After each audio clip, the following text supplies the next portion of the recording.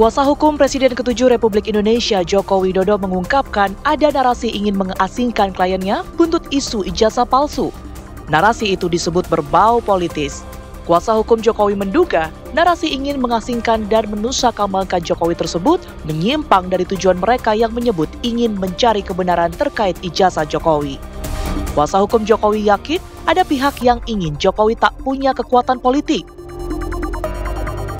Kami meyakini bahwa isu yang dilempar oleh pihak-pihak yang selama ini mempersoalkan ijazah Pak Jokowi ini tidak untuk mencari kebenaran. Bahkan waktu itu kami menduga kuat ini upaya untuk menjatuhkan atau mendiskreditkan Pak Jokowi. Ternyata 2 bulan berjalan dalam pengetahuan kami, sesuatu yang kami yakini semakin terbukti kebenarannya. Semakin terlihat bahwa kegiatan mereka ini bukan lagi bersifat mencari kebenaran atau kegiatan akademis, karena banyak statement yang sangat terlihat bahwa ini sudah berbau politis. Di antaranya, sebagai seorang peneliti, melemparkan kalimat-kalimat ingin mengasingkan Pak Jokowi, ingin menusukkambangan Pak Jokowi agar tidak bisa berinteraksi dengan pejabat-pejabat lainnya. Itu videonya semua kami pegang. Lantas, siapa pihak yang dimaksud ingin menyingkirkan Jokowi?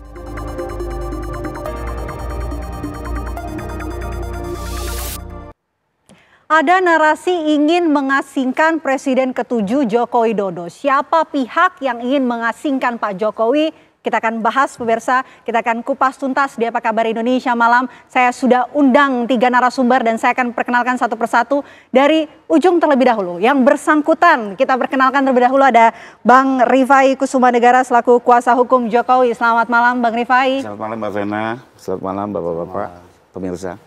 Oke, di sebelah Bang Rifai, ini sudah ada Guru Besar Politik UIN Jakarta. Sekarang disebutnya sebagai Prof.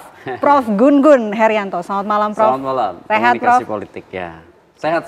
Sehat, Alhamdulillah. Di sebelah Prof. Gun-Gun ini juga sudah hadir pemirsa tim advokasi anti kriminalisasi akademisi dan aktivis. Ada Pak Herman Kadir. Selamat malam Selamat Pak Herman. malam Prof. Selamat malam.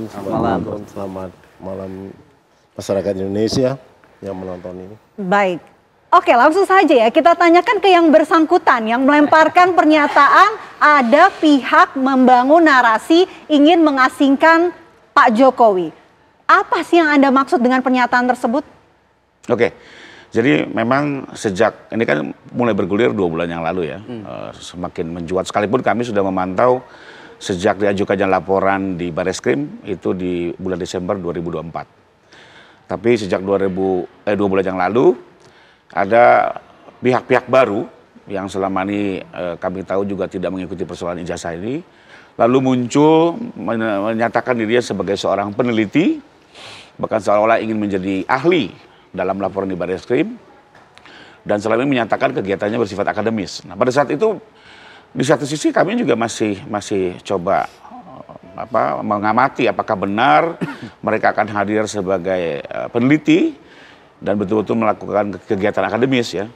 Sekalipun juga memang ada beberapa variabel lain yang kami melihat sepertinya tidak tepat gitu. Tapi dengan tetap praduga baik ya, kami mengikuti prosesnya. Nah, namun semakin sering waktu berjalan kami dapatkan di beberapa video kok orang-orang yang selama ini mengklaim sebagai peneliti mulai melempar narasi-narasi yang sudah berbau politis ya, diantaranya menyatakan ingin mengasingkan Bapak Jokowi, ingin mengirim kenusukkambangan agar tidak bisa berinteraksi dengan pejabat lainnya. Bahkan ada lagi peneliti yang sudah mulai bicara tidak kontekstual, lari dari persoalan ijazah, lari mempersoalkan sosial media Pak Wapres yang kebetulan anak dari Pak Jokowi kan begitu. Lalu ingin bersama melakukan gerakan pemakzulan yang memang sekarang juga sedang bergulir. Sehingga kami lihat, loh, kalau memang mereka peneliti, seharusnya tidak seperti itu. Oke. Ya, seharusnya mereka tetap objektif, independen, dan tidak memberikan pendapat-pendapat yang bersifat subjektif, ya, apalagi tendensius. Oke, Bang Rifai, dari tadi Anda sebut ada peneliti, kemudian ada peneliti yang lain. Siapa sih yang Anda maksud? Siapa nih? Kembali lagi itu biarkan menjadi penyidikan di Polda, dan kami juga lebih kurang mengirim pesan ini ke Polda untuk didalami. Gitu. Oke. Karena selama ini mereka berlindung dari kegiatan ilmiah, ternyata dalam perkembangannya sudah di luar konteks. Ya, sebagai contoh Mbak, kalau dalam hukum ya, misalnya ada dokter melakukan otopsi, dia sebagai ahli yang independen, dia cukup bicara bahwa orang ini mati karena tusukan benda tumpul, tanpa perlu bilang pelakunya harus dikirim ke Nusa Kambangan kah, gitu ya, pelakunya harus diasingkan. Itu sudah di luar konteks seorang peneliti yang benar dalam konteks ahli. Sehingga dari fakta yang ada ini kami berpendapat bahwa mereka ini sudah tidak layak menjadi ahli. Dan Baik. ini menjadi pertimbangan di Polda Metro Jaya. Oke, kami ingin tahu dasarnya kemudian pernyataan itu keluar, ada pihak yang ingin mengasingkan dan juga menusakambangkan. Tentu ada sesuatu begitu. Apa dasarnya? Memang di video tersebut tidak diuraikan, ya. Lebih kita lihat seperti emosional, ya. Tapi kembali lagi ya, mungkin nanti Mbak silakan ikuti di sosial media ya video itu. Kami juga pegang videonya gitu ya. Kenapa yang selama ini pihak-pihak mengklaim sebagai peneliti, kegiatannya akademis, kok sampai melemparkan sesuatu yang di luar kompetensinya sebagai ahli, ya, seolah-olah sebagai peneliti. Karena kan kalau kita bicara akademis kan harus objektif, ya, harus tetap kontekstual, ya, dan tidak mengarah kepada satu-satu variabel-variabel yang sudah di luar penelitiannya, lebih kurang begitu. Oke, saya mau ke Pak Herman. Pak Herman, menurut Anda bagaimana apa yang disampaikan oleh tim kuasa hukum Pak Jokowi yang bilang ini justru mengasingkan, menusangkambangkan Pak Jokowi? Jadi gini, kami dari tim hukum ini prinsip pertama bahwa kasus ijazah Jokowi itu belum inkrah. Artinya dia belum mempunyai kekuatan hukum yang tetap. Karena masih proses sidang perdata di Solo dan Yogyakarta. Pengadilan Sleman dan pengadilan Surakarta. Itu yang pertama. Yang kedua, proses laporan pidana DTPUA yang ada di Mabes Polri itu belum selesai, belum final. Karena apa? Karena tim TPUA meminta kembali kepada Mabes Polri, itu namanya Lavkrim Mabes Polri, untuk melakukan penyelidikan ulang, melakukan Lavkrim ulang secara transparan. Dan itu sudah ada, SP2HP-nya sudah dikeluarkan dan sudah ada perintah. Dan Mabes Polri, khususnya Kapolri sudah merespon ini, bahwa ini akan kita gelar secara terbuka. Itu tanggapan Kapolri. Itu yang kedua. Ya. Artinya proses ijazah Jokowi yang ada di Laprim Mabes Polri itu belum selesai. Nah yang ketiga, yang masalah di Polda Metro Jaya, itu juga belum final. Artinya apa? Artinya itu masih proses penyelidikan.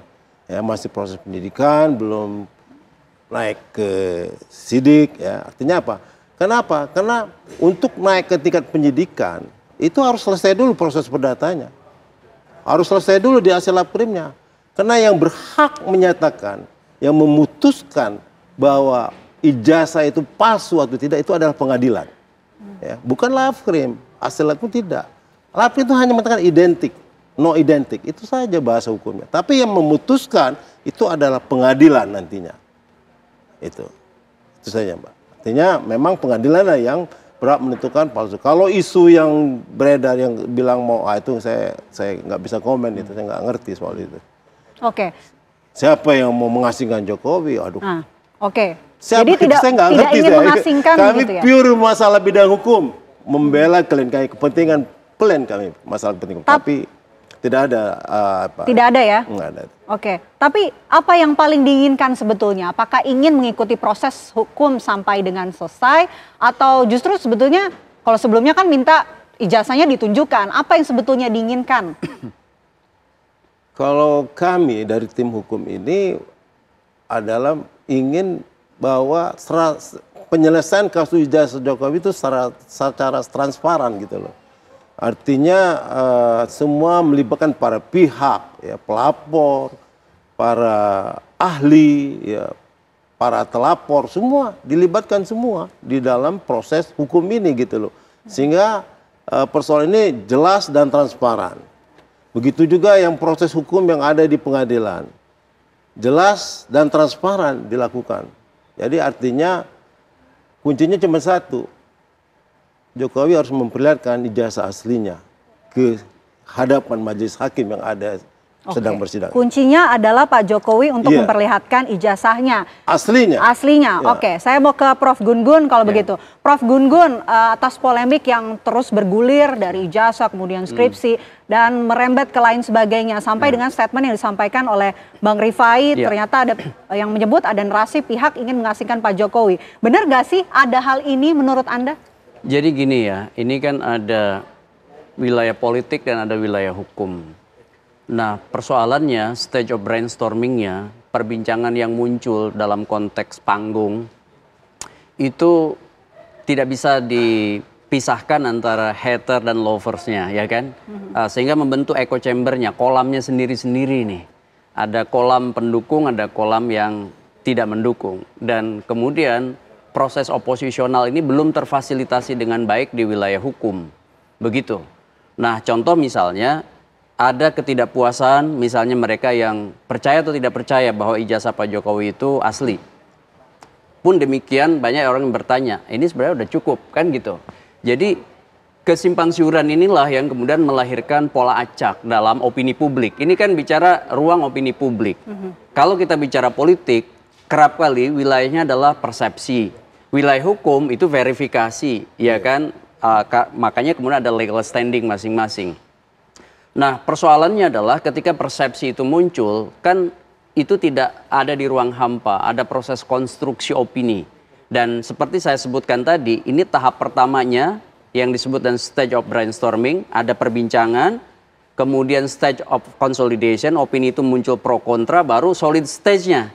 Opini itu solid kemana? Nah, masalahnya adalah dalam konteks opini publik akan liar kalau kemudian opini itu ya masing-masing berada di echo chambernya. Kalau di digital itu ada filter bubble-nya masing-masing, ya kan?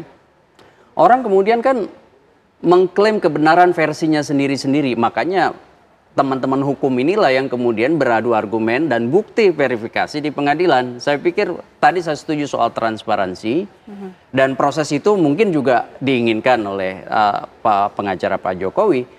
Saya berharap tentu ya dalam konteks bonum komun ya, kepentingan yang lebih umum, bukan kepentingan masing-masing para pihak yang bertarung opini, itu adalah kepastian dari sisi apakah ijazah Pak Jokowi itu asli atau palsu.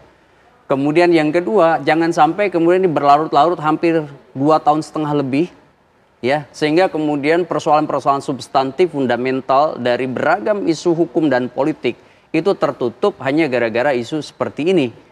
Ini kan bangsa yang sebenarnya harus bertransformasi menjadi bangsa besar, tetapi perbincangan kita masih kemudian sekitar ijazah yang sebenarnya harusnya bisa diselesaikan lebih cepat, gitu maksud saya.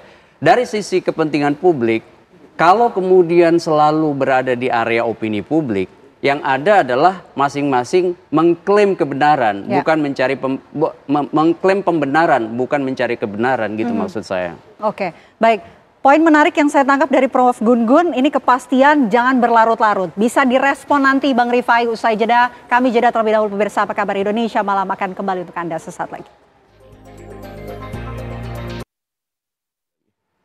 Anda kembali menyaksikan Apa Kabar Indonesia Malam, kita lanjutkan diskusi kita. Saya mau langsung bertanya ke Bang Rifai. Menarik apa yang dikatakan oleh Prof. Gun-Gun yang menyebut ini perlu adanya kepastian, terus jangan makin rumit ya, dan butuh ada transparansi begitu. Tapi dengan pernyataan yang dilontarkan oleh tim kuasa hukum Pak Jokowi, bukannya makin membuat ini jadi berlibat?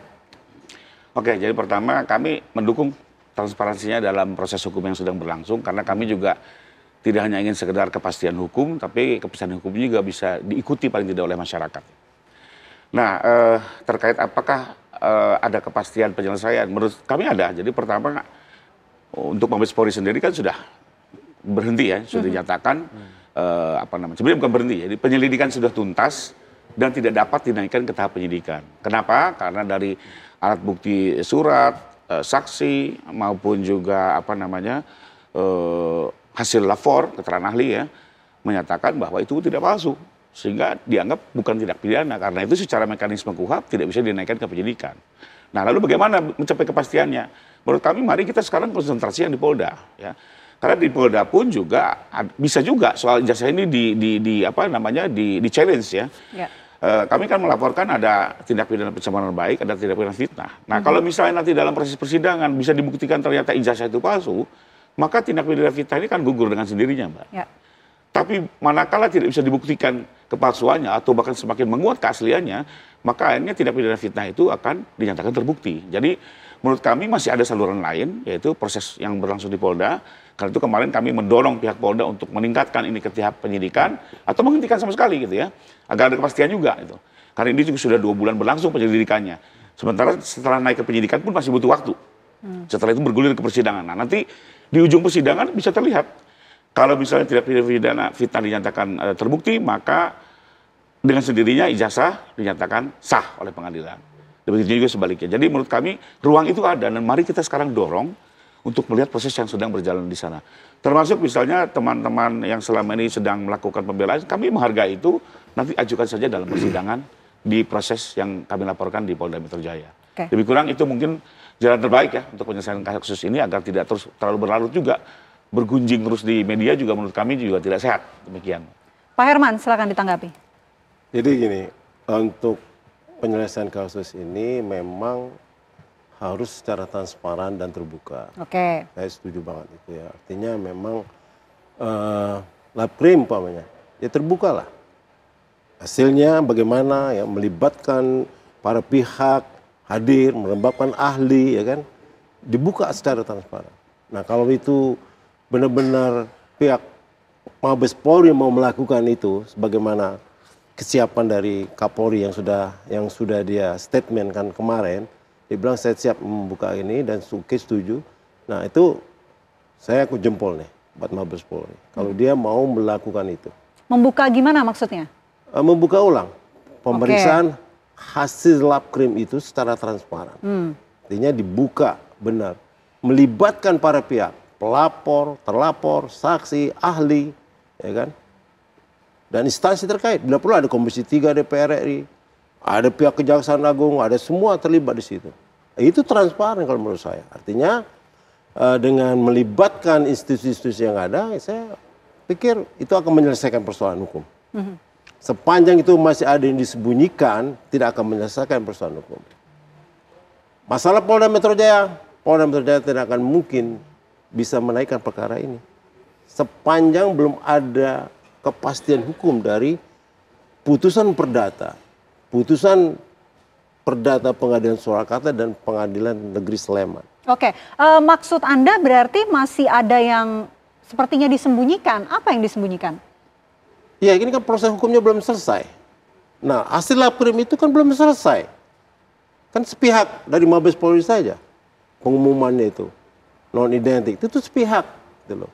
Tidak melibatkan institusi terkait. Ya, para pihak, pelapor, terlapor. Bahkan kami di surat TPUA itu kulihat yang kubaca kemarin, dia minta juga melibatkan Komisi 3 DPR RI. Institusi Kejaksaan Agung terlibat di situ dan ahli dilibatkan.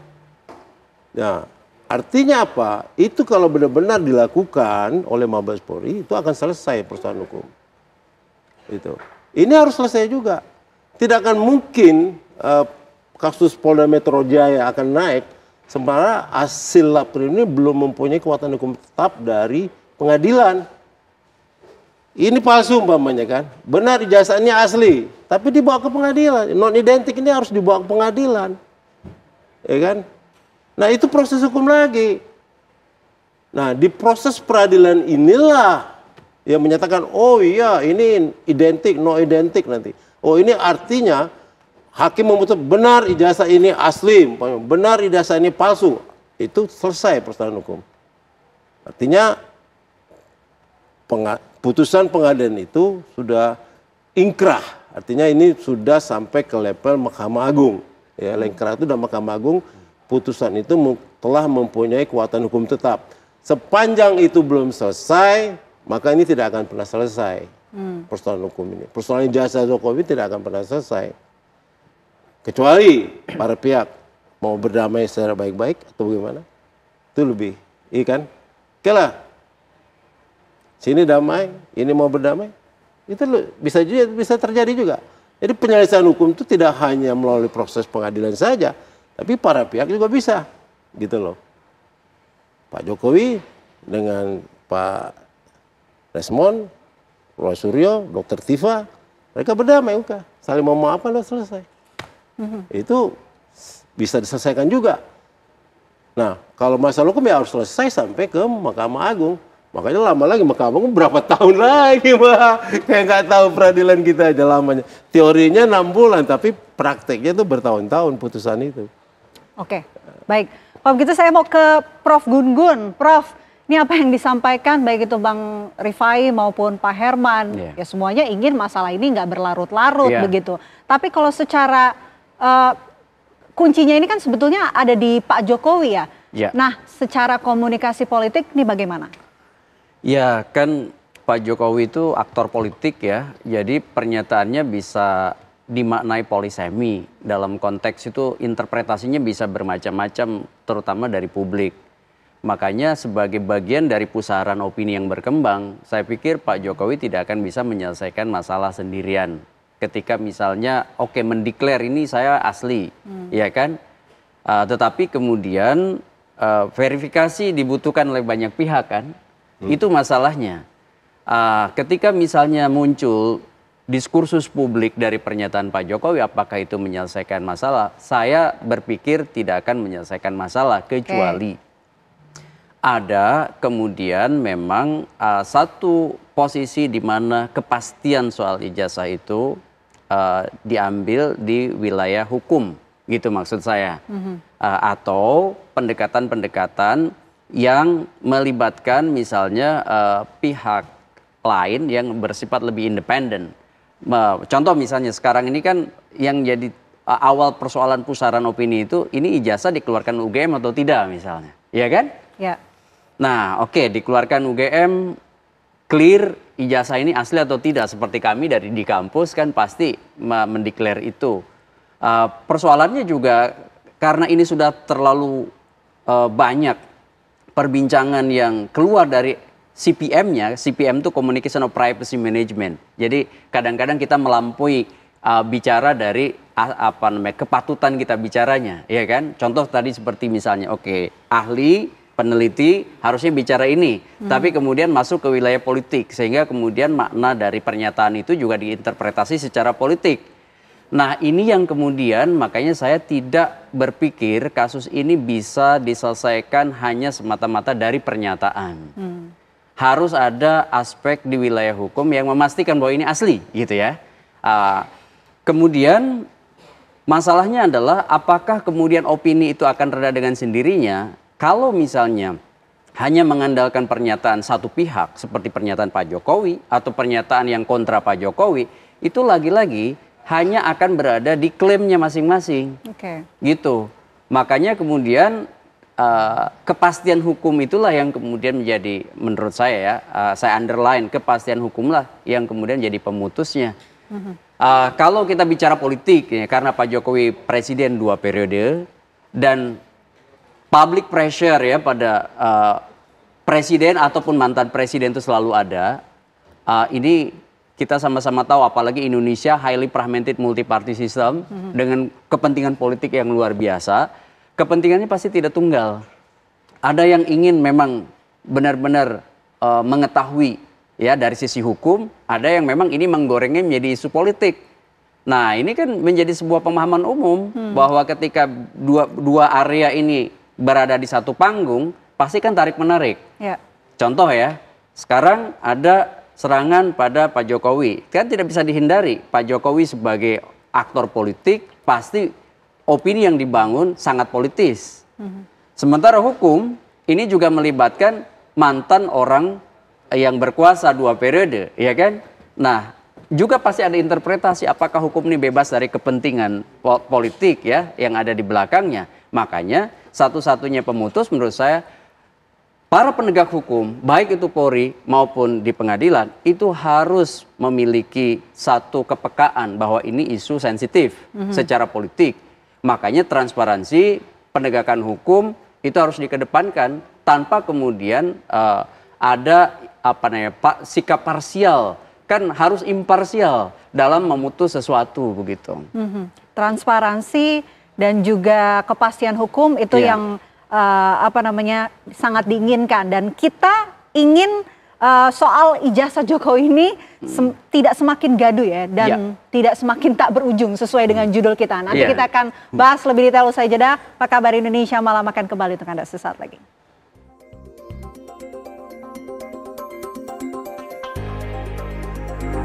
Ya, sesuai dengan judul kita, semakin gaduh dan tak berujung. Nah, bagaimana supaya tidak semakin gaduh dan ada ujungnya, Pak Herman?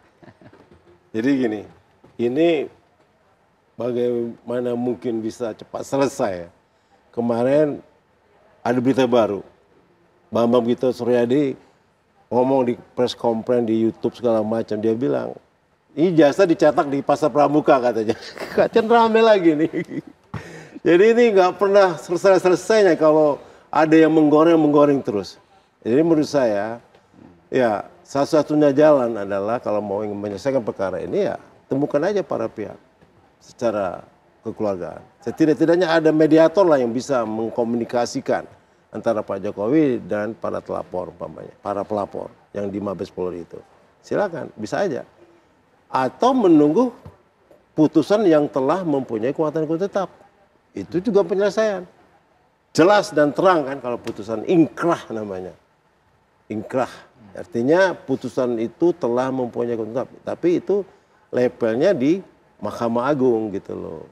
Itu. Nah ini kalau menunggu ini ya tak kapan selesainya. Ya, nanti Solo nunggu kasasi lagi. Yang peradilan di Bantul kasasi lagi. Mabes Polri masuk lagi, nanti ada peradilan lagi. Polda Metro jelas naik lagi, pidana sampai kasasi lagi. Nah, itu nggak selesai. Jadi kalau orang tidak berujung gitu loh. Kalau memang kalau proses hukum ini ujungnya ya tunggu inkrah itu. Oke, tunggu inkrah atau ada mediator. Mediator. Oke, itu dari Pak Herman. Ya. Kalau Bang Rifai? Ya, saya sependapat dengan Pak Herman bahwa kami sebagai advokat sih tetap tidak boleh menafikan upaya perdamaian atau mediasi, karena itu bagian dari kode etik yang kita harus junjung tinggi. Sekalipun di satu sisi kalau mengaca pendapat dari Prof, memang ini pemberitaan spektrumnya sudah sangat luas. Sudah semua masuk dalam kepentingan ini. Bahkan kalau kita lihat di sosial media sudah dibanjiri betul sampai ke dunia internasional. Sehingga memang untuk bisa membuat clear persoalan ini, apakah betul ijazah palsu atau tidak, memang instrumen hukum yang harus menjawab sebenarnya. Karena sekarang oke lah, ada perdamaian, kumpul-kumpul, akhirnya selesai. Tapi kan isu ini tetap tidak terjawab. Dan terus-menerus seolah-olah masih ada kemungkinan jangan-jangan palsu, jangan-jangan atau gimana kan begitu. Sehingga ya terlepas dari, kami tetap harus mendorong perdamaian ya. Memang kalau mengaca dari pendapat Prof, menurut saya ini diselesaikan secara hukum, dan ya kuncinya menurut kami satu-satunya saran adalah yang di Polda Metro. Kenapa? Karena kalau yang di Mabes Polri, ya dalam kacamata kami ini sudah selesai penyelidikannya. Apalagi sebenarnya Mbak, ini saya tambahkan sedikit. Kalau dalam perkara umum, sebenarnya tidak perlu dengan lapor. Untuk menguji bahwa sebuah dokumen ini sah atau tidak, cukup ditanyakan kepada penerbit. Apalagi kalau ijazah ya, itu diatur di Permendikbud sudah ada, di sistem Sisdiknas. Di putusan MK juga berulang-ulang menyatakan untuk menguji keaslian, tanyalah instansi penerbit. UGM sudah menjawab, ada bukti surat, saksi, lengkap semua. Seharusnya sudah clear. Tapi kalau ada permintaan dari teman-teman pelapor untuk dilapor, diikuti juga lapor ini gitu loh. Jadi menurut kami sudah ekstra nih Mabes Polri. Kalau lagi lari ke ada gelar perkara khusus ada juga, kami tetap mau hormati Pak itu. Tapi kembali lagi, ini membuat jadi berlarut. Nah kalau kami melihat terus yang perdata tadi disampaikan oleh Bang Herman, rujukannya adalah Permen 1 tahun 56. Sebenarnya perkara perdata dan pidana ini tidak berkaitan. Yang dimaksud Permen 1 56 itu adalah misalnya dalam tindak pidana penyerobotan lahan. Ya, dalam hal misalnya ada sengketa keperdataan siapa pemilik tanah yang sebenarnya, maka tuduhan penyerobotan lahan ini dihentikan dulu. Ya, unhugging lebih kurang. Menunggu dulu karena ada sengketa perdata. Sementara kalau gugatan perdata di Solo dan Sleman ini berdiri sendiri nggak ada kaitannya gitu. Jadi menurut kami juga perkara perdata ini tidak bisa menghambat proses yang berjalan di Polda Metro. Sehingga menurut kami jalan satu-satunya perkara Polda Metro berjalan. Kalaupun misalnya juga ada mediasi, kan ada juga restoratif justice, ada proses RJ ya, di mana nanti akan mempengaruhi putusan hakim. Tapi paling tidak, apakah benar ijazah ini palsu atau tidak, biar diuji secara transparan. Kalau misalnya teman-teman juga masih meragukan teman-teman Polri, toh nanti kan dilanjutkan oleh Kejaksaan dan Hakim. Ini dua institusi yang berbeda dari Polri. Biarlah mereka yang menengahi apakah ini palsu atau tidak diuji. Kedua, apakah benar Pak Jokowi ini menjadi korban tidak dalam fitnah selama ini, itu juga biar terjawab. Lebih kurang itu, Mbak. Jadi biar ada kepastian, ya, isu yang sudah kemana-mana ini juga bisa selesai, ya. Di satu sisi untuk sebenarnya meminimais persoalan. Dibanding semua terus dibuka tidak ada kejelasan, menurut saya malah semakin tidak jelas. Ya, tapi kan pernyataan soal mengasingkan itu juga bukannya malah bikin makin tidak berujung gitu. Makin rame. Sebenarnya kalau itu pesan kami adalah satu, bahwa selama ini kegiatan-kegiatan akademis, ya, kegiatan-kegiatan seolah-olah menjadi peneliti, ini buat kami itu sudah menjadi tidak bernilai karena statement itu. Dan kami harapkan ini dipertimbangkan oleh Polda, tidak lain untuk apa? Untuk cepat mengambil sikap dalam penyelidikan. Mbak, penyelidikan ini sudah berjalan sudah 2 bulan lebih. Ya, sementara naik ke penyidikan pun juga mungkin masih butuh waktu 5 sampai 7 bulan gitu. Jadi kapan sidangnya gitu loh. Kalau ini semua dibiarkan membias, semakin tidak jelas, masyarakat juga semakin dibingungkan gitu ya. Jadi menurut kami, kalau kami tetap dalam posisi mendukung lanjutnya perkara di Polda Metro dengan tetap juga menghargai manakala para pihak ingin melakukan mediasi. Oke, masih terbuka lah dengan peluang ataupun keinginan potensi untuk mediasi. Kami sebagai advokat harus tetap membuka itu, sekalipun nanti jawaban akhirnya ada di Pak Jokowi. Baik, Prof Gun-Gun, ini kan selain hukum yang juga kental ini soal komunikasi politik, apa yang harus dilakukan soal itu? Iya, dari sisi komunikasi politik, kalau para pihak sekarang tadi ya, Bang Herman maupun Bang Rifai bicara soal mungkin aja bertemu begitu ya dalam satu komunikasi para pihak, tapi jangan sampai kemudian memunculkan satu bias yang tinggi begitu ya, dan hanya sekedar menjadi permainan elit semata tanpa punya rembesan pada kepastian di masyarakat gitu maksud saya. Ini kan bagian dari political literacy mainstreaming nih, bahwa ada satu isu yang lagi rame, kemudian masyarakat kan juga perlu diedukasi ya kan, jangan hanya semata-mata pertemuan itu elitis, selesai di tingkat elit tapi di masyarakat bawah kemudian masih bertanya-tanya, ya kan? Ya. Nah itu yang pertama. Kemudian yang kedua soal ini kan juga bagaimana institusi-institusi hukum itu juga kembali dipercayai kan. Kalau kemudian satu persoalan hukum tidak selesai dan digantung hanya kemudian diselesaikan dengan cara-cara non hukum, itu bukankah kemudian nanti itu kan political game aja. Sehingga kemudian dari sisi hukum ya memang hukum tidak bisa menyelesaikannya gitu. Itu yang kedua. Yang ketiga, menurut saya gini, kita perlu kemudian melangkah pada isu-isu fundamental lain ya yang kemudian penting juga diketahui oleh publik. Sekarang ini banyak isu menjadi laten, tidak aktual akibat tertutupnya opini publik oleh kasus ini. Sehingga kita berharap tentu ya ada satu proses yang kemudian lebih cepat, memverifikasi lebih cepat, kemudian juga kita bisa beralih ya pada isu-isu kenegaraan lain, isu-isu kebangsaan lain yang itu mungkin jauh lebih membawa bangsa ini maju. Tidak Mobius strip, tidak ada di pita Mobius jalan di situ, kemudian kembali ke persoalan yang sama dan tidak kemudian menambah bobot kualitas bangsa ini gitu. Oke, kita ingin tidak semakin gaduh dan tentunya kita ingin ada ujungnya. Terima kasih Prof Gun-Gun, terima kasih Pak Herman, terima kasih Bang Rifai atas waktunya di Apa Kabar Indonesia Malam. Semoga setelah ini tidak ada lagi ya pembahasan-pembahasan yang tidak selesai ini. Terima kasih. Sama-sama.